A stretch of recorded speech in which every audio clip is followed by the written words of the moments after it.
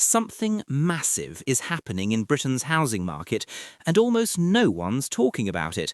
While headlines focus on inflation, elections, or celebrity gossip, a quiet transformation is unfolding beneath the surface. It's a shift that could determine whether you'll ever own a home, how much you'll pay in rent, and even how the next generation defines wealth itself. For years, we were told the property market was broken, that prices were simply too high and supply too low, that Britain had built too few homes, too slowly, and that ordinary people were being priced out by pure scarcity. But what if that wasn't the whole truth? What if the market isn't collapsing at all, but being rebuilt, piece by piece, policy by policy, into something entirely new? Because in early 2025, a string of government decisions began to reshape how Britain defines property ownership. The Financial Conduct Authority, the Treasury, and even corporate giants have quietly aligned around a shared idea that the housing market should no longer be a place for individuals to build wealth, but a system for institutions to control it. This isn't a crash or a boom, it's a restructuring, a calculated reset of who gets to own, who gets to rent, and who profits from both. And what's happening right now will affect not just property prices, but the entire social fabric of the UK. So let's strip back the headlines and look at what's really happening. Because the shift isn't theoretical anymore, it's already begun. In March 2025, the Financial Conduct Authority issued a short, almost unnoticed update to its lending guidance. Buried under technical jargon, it didn't sound like much, but in reality, it quietly reversed one of the biggest barriers to home ownership. For years, UK lenders had used a conservative stress testing model that assumed mortgage rates could jump 3 percentage points above whatever rate a borrower applied for. The intention was consumer protection. The outcome was exclusion. Millions of otherwise solvent households were told they couldn't afford homes they were already paying for through rent. Now that rule has changed. The FCA's new framework allows lenders to assess affordability using realistic future rate scenarios rather than extreme worst-case assumptions. On paper, it's a minor technical adjustment. In practice, it fundamentally alters who qualifies for credit. The impact was immediate. Within weeks, lenders began approving borrowers who had been rejected for years. Mortgage approvals surged. Nationwide and Halifax both reported approval volumes rising by more than 14% in just 2 months. For young professionals trapped in long-term renting, this felt like hope returning, a door reopening, a chance to finally step onto the property ladder. But hope in economics always comes with a cost, because whenever borrowing becomes easier, prices tend to follow. Credit doesn't just unlock access, it inflates demand. And demand, in a market with fixed supply, pushes values upward. The same mechanism that helps one cohort enter the market can quietly price out the next. And while lenders celebrated their newfound flexibility, another change was already brewing behind the scenes, one that would make this moment far more volatile. Because what looked like financial inclusion was also the beginning of a deregulation wave that could redefine housing entirely. By July 2025, the FCA went even further, unveiling an overhaul that banks had been lobbying for since the aftermath of the 2008 financial crisis. The new rules made mortgage switching easier, reduced documentation requirements, and crucially, allowed certain lenders to stretch income multiples far beyond what had been considered safe for over a decade. Some borrowers could now access loans worth up to 6 times their annual salary, a level of leverage that had effectively disappeared after the global financial crisis. On the surface, it sounded progressive. The Treasury framed it as unlocking mobility, boosting consumer confidence, and stimulating a market that had stalled under the weight of high interest rates. But behind the optimism lurked a familiar danger, because every major housing bubble in modern history began with the same ingredient: easy credit. And this time, the timing couldn't be worse. Millions of fixed-rate mortgage deals signed during the ultra-low interest years of 2021 and 2022 are expiring. Homeowners who locked in rates below 2% are now being forced to refinance at double or even triple those levels. Monthly payments are jumping by hundreds, sometimes thousands of pounds. For many households, especially those already stretched by energy costs and inflation, there is only one option left: sell, and sell quickly. This is where the new lending flexibility becomes a double-edged sword. While new buyers can technically borrow more, they're entering a market filled with distressed sellers, rising repossessions, and intensifying institutional interest. This is the perfect environment for consolidation. Because this isn't just about houses anymore, it's about ownership itself. As the government expands credit access, a very different group is preparing to use it in ways ordinary buyers can't even imagine. For months, major property platforms like Rightmove and Zoopla have reported record listings. Total supply is up nearly 10% year on year. At first glance, this looks like the long-awaited correction. More homes on the market, more choice, pressure on prices. But dig deeper, and the story becomes far more unsettling. Most of this supply isn't coming from new construction. Britain still builds far fewer homes than its population growth requires. The increase in listings is coming from existing homeowners forced to sell. Mortgage expirations, job insecurity, rising living costs, these pressures have created a new type of seller, not the opportunist cashing out at the top, but the surrenderer. These are households exiting not by choice, but by necessity. At the same time, buyer demand hasn't collapsed. It's risen slightly, but not from first-time buyers in meaningful numbers. The growth is concentrated among cash buyers, overseas investors, and institutional funds. This creates what economists call an illusory balance. On paper, supply and demand appear stable, transactions continue, prices move sideways. But beneath the surface, the character of the market is changing. Homes are no longer circulating primarily between families. They're transferring from individuals to institutions. And while analysts argue endlessly about whether prices will rise or fall, very few are asking the more important question: who is actually buying all these homes?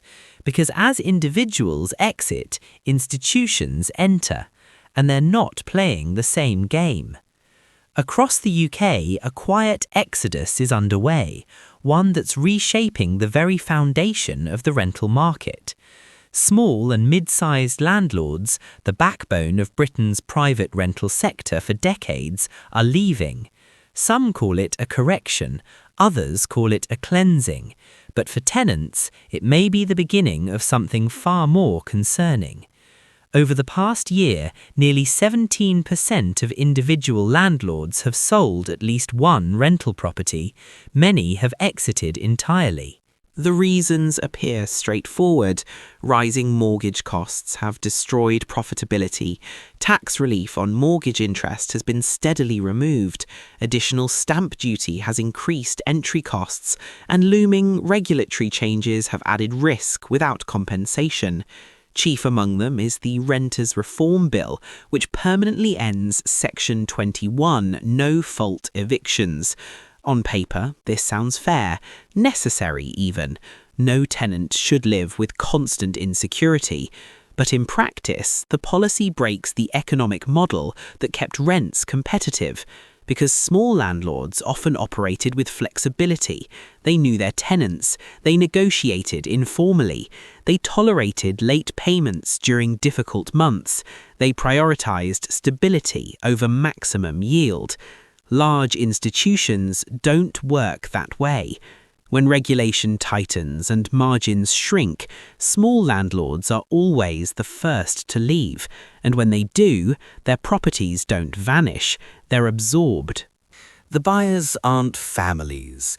They aren't local investors. They are property funds, pension conglomerates, and real estate corporations. The kind that don't know your name, only your payment schedule. Once the property changes hands, the rent rises, fees multiply, management becomes standardized, human discretion disappears. The Office for National Statistics has quietly noted that large-scale landlords, defined as those owning more than 50 units, have increased their share of the rental market by more than 12% since 2023. The average rent in these portfolios is roughly 23% higher than in properties owned by individuals. This isn't just about affordability, it's about control. Because when housing consolidates into fewer hands, power concentrates. The disappearance of small landlords marks more than a financial shift, it's a cultural one. A move from relationship-based renting to algorithmic living. And the irony is painful. All of this is happening under the banner of tenant protection. As the government claims to empower renters, it is quietly handing ownership to entities that treat homes not as shelter, but as revenue streams. When small landlords sell, someone has to buy. And in 2025, that someone increasingly wears a suit, not a hoodie. The names are familiar: Lloyds, Legal & General, BlackRock, Granger. These aren't developers in the traditional sense, they are financial institutions building housing empires brick by brick, neighborhood by neighborhood. Lloyds Banking Group now holds more than 50,000 housing units across the UK, with plans to double that figure within 5 years. Legal & General isn't just investing in housing, it's owning the entire pipeline. Construction firms, logistics networks, material suppliers. From raw land to monthly rent payment, the system is vertically integrated. Why? Because housing is no longer viewed as a social good. It's an asset class, one of the most stable and profitable in the world. Institutional investors call it residential yield. To them, your rent is a dividend, your lease is a bond, your home is a line on a balance sheet. This shift is reshaping not only who owns homes, but how housing behaves. Markets once driven by local wages, planning decisions and community demand are now influenced by global capital flows. When interest rates rise in the United States, rents in Birmingham can move too. The result is subtle but profound. Home ownership becomes aspirational again, not achievable. Renting becomes permanent, not transitional, and the concept of the property ladder, once central to British identity, begins to disappear altogether. Some policymakers defend the trend, arguing that corporations bring professionalism and scale, but professionalism has a price: depersonalization. When you rent from a faceless entity, there is no empathy, no negotiation, only policy. So, while small landlords vanish, their replacements are not people, but systems, efficient, data-driven, entirely detached. And, just when it seems the system couldn't tilt further, the government is preparing one more change, one that could shock the entire market into a new phase of control. For decades, British homeowners have paid a patchwork of outdated property taxes: council tax based on 1991 valuations, stamp duty that discourages mobility, capital gains tax that punishes downsizing. But deep within Whitehall, conversations are happening about something far more radical: a land value tax. The idea is simple in theory. Replace the old system with a tax based on the underlying value of land, not the buildings on it. Economists have debated it for years. Some argue it could reduce speculation and encourage efficient land use. But in 2025, it's being discussed not as an experiment, but as a solution to Britain's fiscal crisis. The Treasury is under pressure, public debt is at record levels, tax receipts are weakening, spending demands are rising, and land doesn't move. A land value tax set at around 0.8% annually on properties above £500,000 could generate billions. But here's the catch. Nearly half of London's family homes fall into that bracket. So, while it's framed as a tax on the wealthy, it would land squarely on the middle class. Ordinary homeowners, dual-income families, people who bought decades ago and are asset-rich but cash-poor. For households already stretched by higher mortgage payments, this could trigger a wave of forced sales. And once those homes hit the market, guess who's waiting? Institutional funds with cash reserves and no emotional attachment. In effect, the policy would accelerate the very consolidation it claims to prevent. It's a loop. Regulation pushes individuals out, corporations step in, and perhaps that's not an accident, because as housing becomes financialized, the state's incentive changes too. It no longer relies on widespread ownership, it relies on predictable revenue. A population renting from corporate landlords generates stable cash flows. A nation of homeowners does not.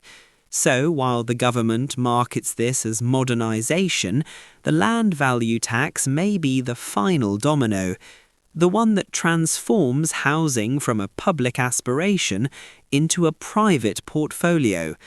And when that happens, what's left of the idea of home ownership itself? If you zoom out, the pattern becomes impossible to ignore. The UK housing market isn't malfunctioning, it's evolving deliberately. Every policy, every financial tweak, every corporate move seems disconnected until you line them up. First, lending rules loosen, more credit enters the system.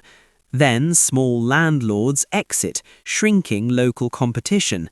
Next, corporations absorb assets, increasing control. Finally, tax reform looms, forcing even more ownership transfer. This isn't chaos, it's choreography. And the most striking part is that there's no conspiracy.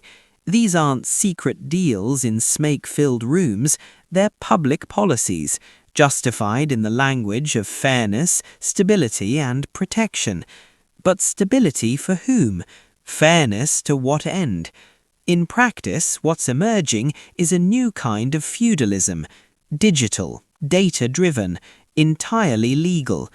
A Britain where property no longer circulates among people, but concentrates among institutions.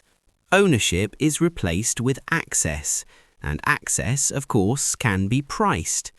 The social consequences will be generational. Wealth inequality widens, economic mobility slows, the line between owning and renting blurs until it vanishes entirely. But to policymakers, the system is working exactly as designed, predictable, liquid, secure. Because once housing becomes an industry, not an ecosystem, every human outcome is reduced to a financial one. When we talk about Britain's housing crisis, we usually frame it as a story of broken systems, greedy landlords, or bad luck. But maybe it's something else entirely. Maybe it's a managed evolution, a restructuring of what home ownership means in the modern age. The market isn't collapsing, it's consolidating. Ownership isn't disappearing, it's being redefined. And what's unfolding in 2025 may one day be remembered not as a crisis, but as the year Britain's property market entered its corporate era. The irony is almost poetic. The very policies meant to protect renters, empower buyers, and stabilize prices may end up ensuring that only the wealthiest ever truly own. Everyone else rents, not just their home, but their future. So the question isn't whether you can afford to buy, it's whether you'll ever be allowed to. Because beneath the noise of daily headlines, a silent architecture is forming, one built not of bricks and mortar, but of contracts, code, and capital. And if we're not paying attention, we'll wake up one day to realize that housing, the foundation of our lives, has become something else entirely, a product we consume, not a right we hold. So before you scroll to the next video, ask yourself who really owns Britain now, and share this with someone who still believes the housing market is just about prices, because what's happening today isn't about numbers, it's about power.